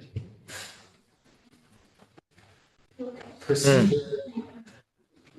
It's kind of, and we voted that in.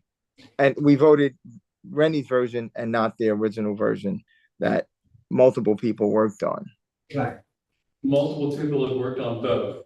So the crucial No. thing is that we're going to sit down and talk about how to craft the final version that we all agreed to. That's the important part. Multiple, The important thing is that we need a placeholder, that's essentially what. That's what this That's is. exactly. This is a Exactly. placeholder. Yes. Okay, so why not use the placeholder that's been fully disclosed to the public that we've worked on as a place to start? Why is it important that the resolution that we just were made aware of, I don't know, 3 hours ago, 4 hours ago? Why is that one the one that is passed? that's the question.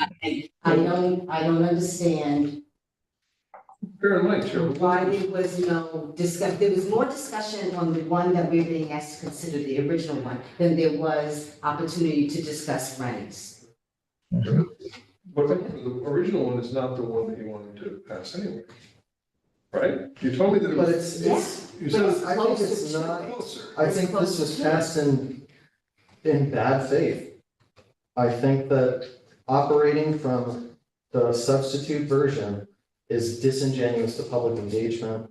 It's disingenuous to actually wanting to reach a compromise. And it's just a disingenuous effort to further delay and further stymie something that has been taking up government business for 4 months that failed. It failed in January.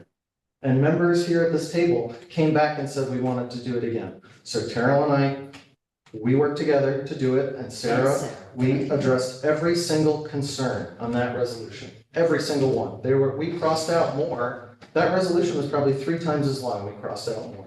It's just disingenuous to the public. And that seems to be the pattern, is that things are done at the last minute with no public engagement to just say either we did it or to just because you throw your face at public engagement.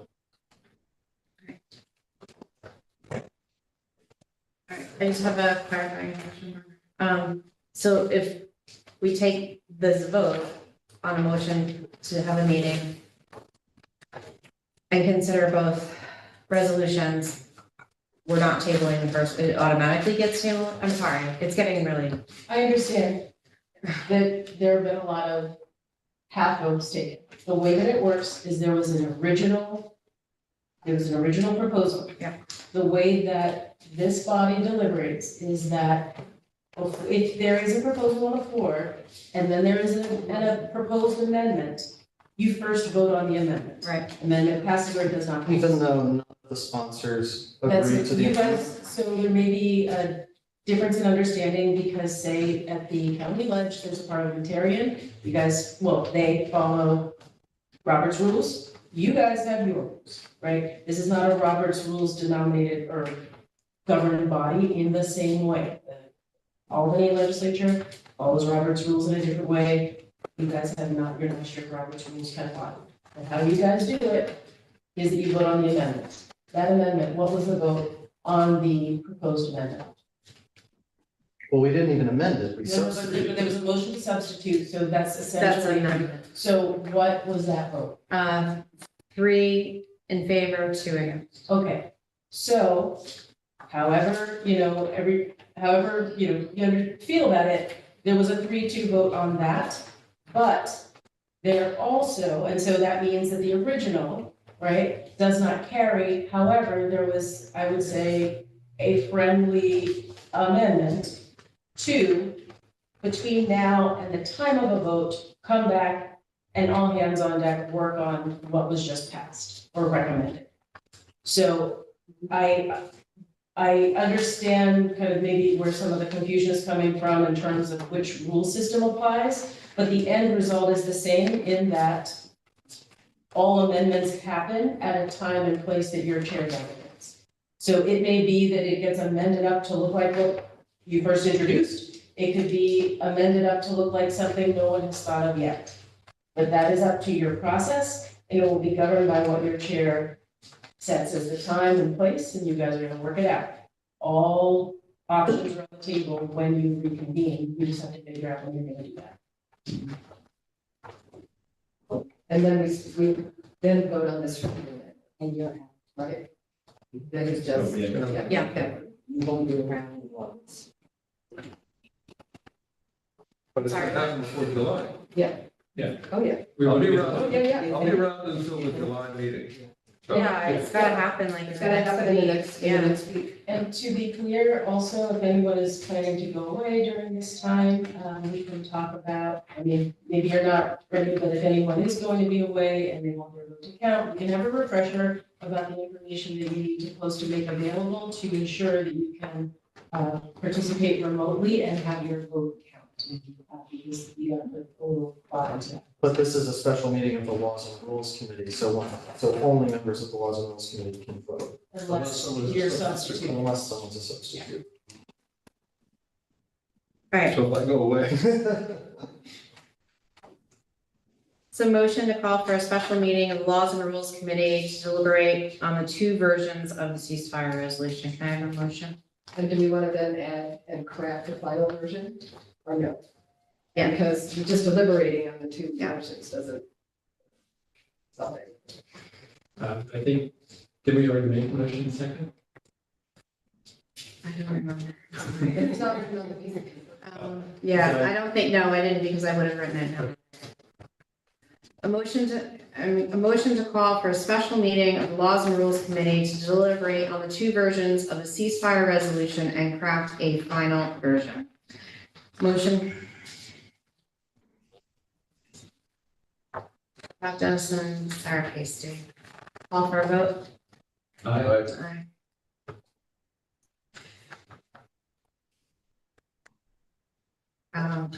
No? I abstain. Okay. Can you abstain? Yeah. I abstain, I vote no. Okay. All right, it passes 4-1.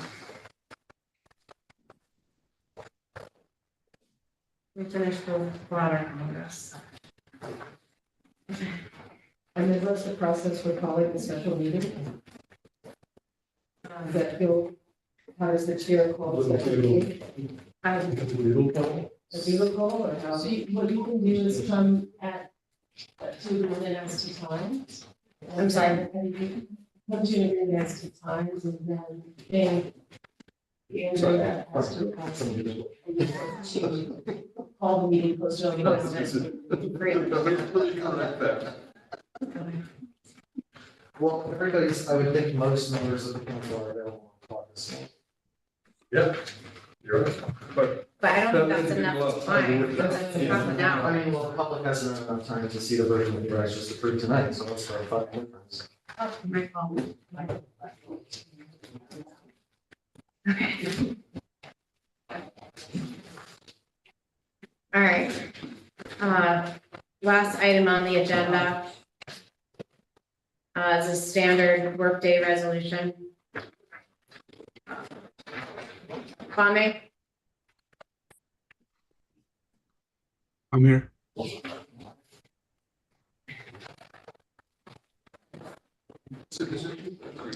Have a good night, all.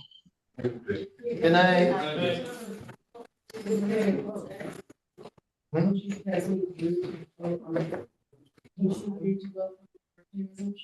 he's not on the, yeah, okay.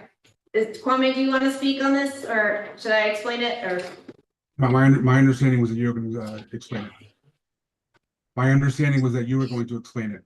Okay, no problem. Okay. So common council members have to opt into the retirement system. We have to keep a log of the first 3 months of the year of all of our work. So this is a resolution to adopt the standard work day for elected and appointed officials for 2024. Say that here?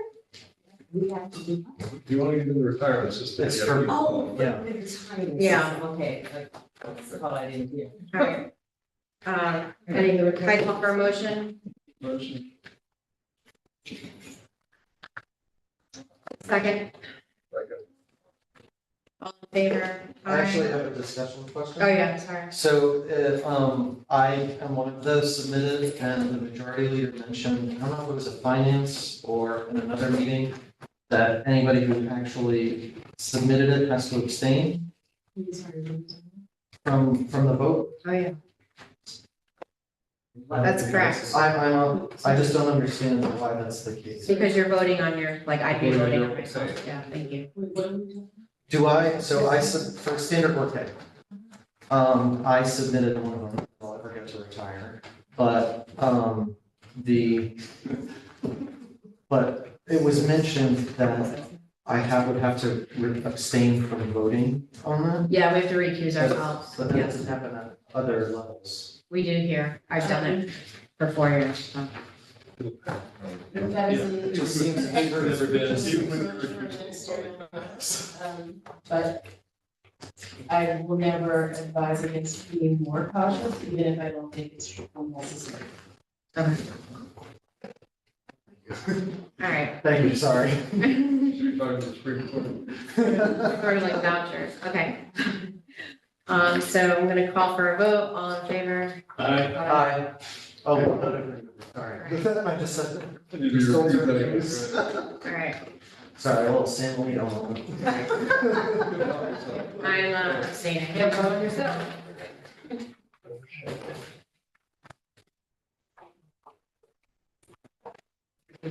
What?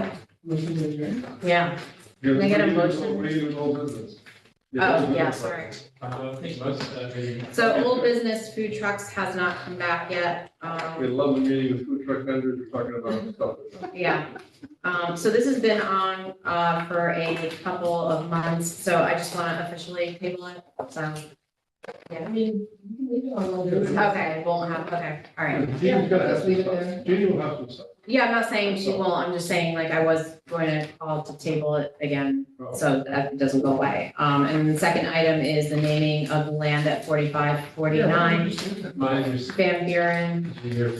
Oh, we're waiting for. I've not received anything, and I checked with Waiting for Andrew. parts. Yeah, we haven't done it yet. There hasn't been, yeah.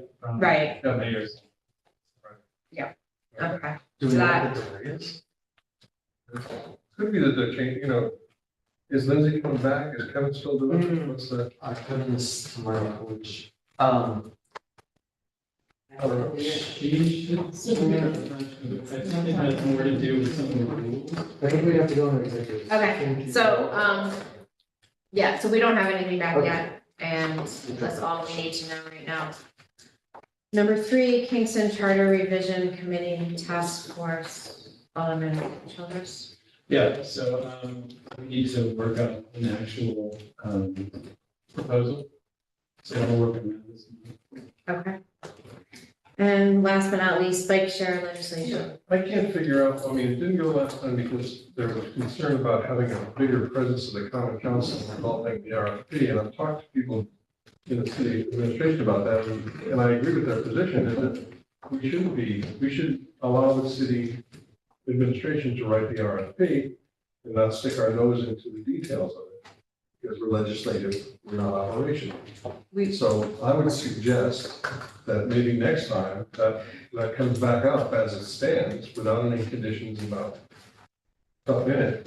So, because we're missing the season. We're not, it's not gonna happen this year, obviously. So it's unfortunate. I think it would be useful for tourism and for people who are doing the last mile commute and others, but I don't believe that we were saying what should go into the RFP or not into the RFP, but what rules we want to have here in the city around. yeah, but my position is that's really not up for us to do. But we're It's really for the using some- administration to talk about the rules around the city. That's an operational function. We're a legislative body. Well, it was something that this body was going to do, and the Corporation Counsel's office did put stuff together, so I disagree. I think in another lifetime. Okay, I'm gonna call for a motion to adjourn. Brenda, second, all in favor? Aye. So when does the Beverly ever open? It's uniform, it's open, I'm going there now. It looked like it was. Can we turn off the, thank you, Kwame. Thank you. Thank you.